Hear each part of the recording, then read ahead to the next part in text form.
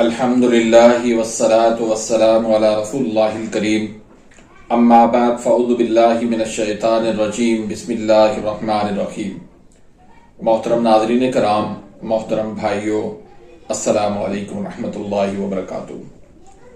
اللہ پاک سے دعا ہے اللہ پاک آپ تمام بھائیوں کی اور تمام بہنوں کی پریشانیاں دور فرمائے اور اللہ پاک آپ کو کامل صحت والی زندگی عطا فرمائے۔ ناظرین، آج ہم ایک نئے ٹاپک کے ساتھ، ایک نئے نسخے کے ساتھ، ایک نئی ویڈیو کے ساتھ حاضر خدمت ہیں۔ آج کا جو ہمارا ٹاپک ہے وہ ہے جریان۔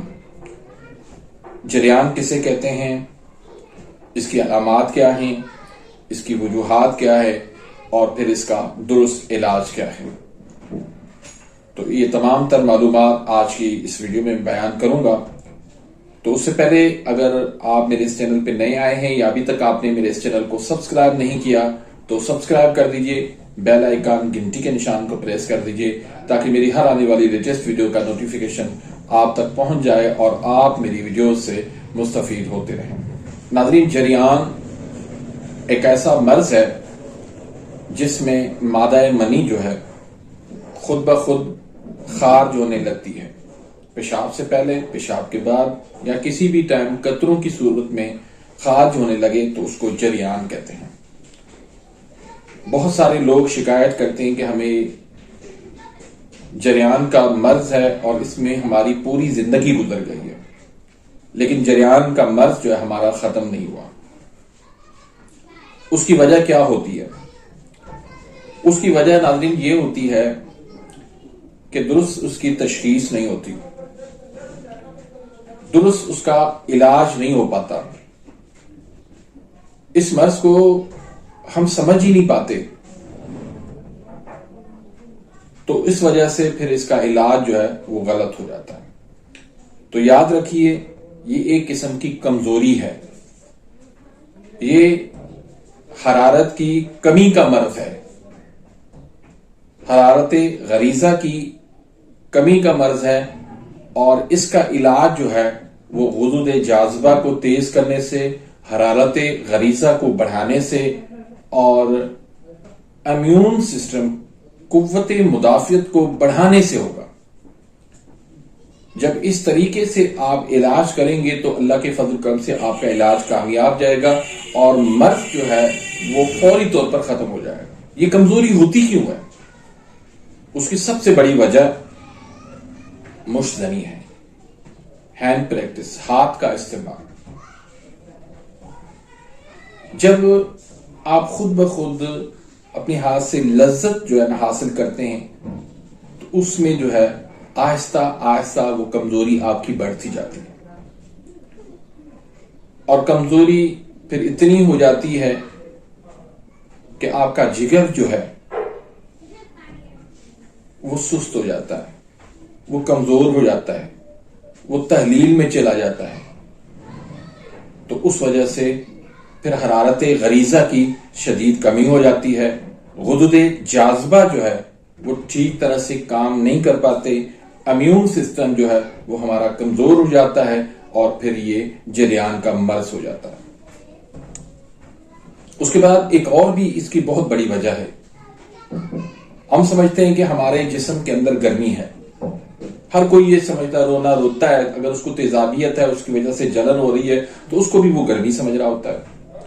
ایک بندے کو اگر پیاس کی زیادتی ہے، اعصابی تحریک کی وجہ سے، ٹھنڈ کی زیادتی کی وجہ سے، بلغم کی زیادتی کی وجہ سے اس کو پیاس زیادہ لگتی ہے، وہ بھی یہی سمجھ رہا ہوتا ہے کہ میرے اندر جو ہے گرمی بہت زیادہ ہے، تو وہ پھر ٹھنڈی چیزیں استعمال کرتا ہے، جس کی وجہ سے اس کی مرض کے اندر جو ہے وہ شدت دن بہ دن بڑھتی جاتی ہے، مرض اس کا بڑھتا جاتا ہے۔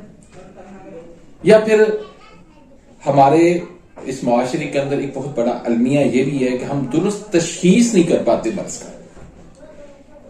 جس کو دیکھتے ہیں وہ ہر کوئی یہ رونا روتا ہے کہ فلاں حکیم کے پاس گیا، فلاں نے مجھے یہ مشورہ دیا کہ آپ کے اندر گرمی ہے، آپ ٹھنڈی چیزیں استعمال کریں، اور وہ ٹھنڈی چیزیں جو ہے نا اس نے کھلا کھلا کے مریض کا بیڑا غرق کر دیا۔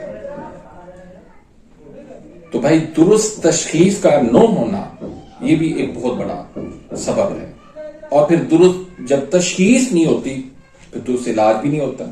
اب جب آپ نے درست تشخیص نہیں کی، آپ نے اس کو بتا دیا کہ آپ کے اندر گرمی زیادہ ہے، تو پھر لازمی بات ہے آپ اس کو جو ہے ٹھنڈی چیزیں کھلائیں گے، ٹھنڈی دوائیاں دیں گے، تو اس لیے پھر مریض کا جو ہے وہ بیڑا غرق ہوتا ہے۔ تو یہ بہت بڑے دو سبب ہے جس کی وجہ سے علاج جو ہے وہ درست نہیں ہو پاتا اور مریض جو ہے وہ سارا سال اس مرض میں مبتلا ہو جاتا ہے۔ تو آج میں آپ کو ایک نسخہ ایسا دینے والا ہوں جس سے انشاءاللہ یہ جریان کا مرض چاہے سالوں سال پرانا ہو، آپ اس کا درست طریقے سے آسانی سے علاج کر سکتے ہیں۔ تو اس کے لیے سب سے پہلی جو چیز ہے وہ یہ کہ غذا پہ توجہ دیں۔ آپ نے تمام تر چیزیں جو ٹھنڈی چیزیں ہیں، اعصابی چیزیں ہیں، ان کو آپ نے بند کر دینا ہے، اور جو حرارت پیدا کرنے والی چیزیں ہیں، جگر کو تیز کرنے والی چیزیں ہیں، وہ آپ نے استعمال کرنی ہے۔ مثلا آپ نے مٹھائیاں، دلیا، کسٹرڈ، سیویاں، پیٹھا، کدو، دہی، لسی، دودھ، فروٹ چاٹ، gol gappe, cold drink, juice, یہ تمام تر چیزیں آپ کو بند کرنی ہوں گی۔ اور کون سی استعمال کرنی ہے؟ ایک تو ڈرائی فروٹ آپ استعمال کریں، انڈوں کا استعمال زیادہ کریں، بیسن کا استعمال زیادہ کریں،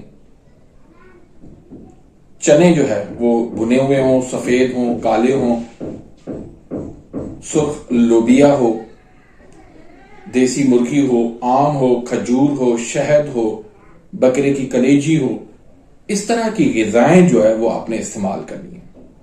جب آپ اس طرح کی غذائیں استعمال کریں گے اور جو مرض کا سبب بننے والی غذائیں ہیں ان کو آپ بند کریں گے، تو اسی سے ہی آپ کو انشاءاللہ بہت زیادہ آپ کو انشاءاللہ افاقہ ہونا شروع ہو جائے گا۔ کہوا آپ نے اجوائن پودینہ کا پینا ہے، اور اس کے ساتھ ساتھ یہ نسخے میں آپ کو بتا رہا ہوں، یہ آپ نسخے استعمال کریں۔ ایک نسخہ ہے مقوی جوارش کا، اس میں زنجبیل ہے 25 گرام، پودینہ ہے 25 گرام، اجوائن دیسی ہے 25 گرام، مستگی رومی ہے 25 گرام، اکر کرا ہے اصلی 1 نمبر ہو 25 گرام، زیرہ سیاہ ہے 25 گرام، اور زعفران ہے 25 گرام۔ ان تمام چیزوں کو آپ نے اچھی طرح سے صفوف کر لینا، صاف کر کے پیس لینا ہے، اور پھر اس میں آپ نے 600 گرام چینی اور 600 گرام پانی ملا کے اس کو آپ نے گرم کرنا ہے، اس کا آپ نے قوام بنانا ہے۔ جب قوام اس کا بن جائے تو اس میں آپ نے تھوڑا تھوڑا یہ جو ہے آپ نے اس میں تھوڑی تھوڑی جو ہے وہ دوائی شامل کرتے جانا ہے، اور آپ کا یہ معجون جو ہے وہ تیار ہو جائے گا۔ آدھی چمچ آپ اس کی صبح استعمال کریں، آدھی چمچ دوپہر کو استعمال کریں، آدھی چمچ آپ اسے رات استعمال کریں۔ اس کے ساتھ ایک نسخہ اور آپ لے لیں، اجوائن، رائی، تیز پات، تینوں 1-1 تولہ، اور گندک آملہ سار اس میں آپ 3 تولہ شامل کریں، صفو بنا لیں، 1000 mg کی کیپسول بھر کے صبح، دوپہر، شام 3 ٹائم آپ اس کو استعمال کریں۔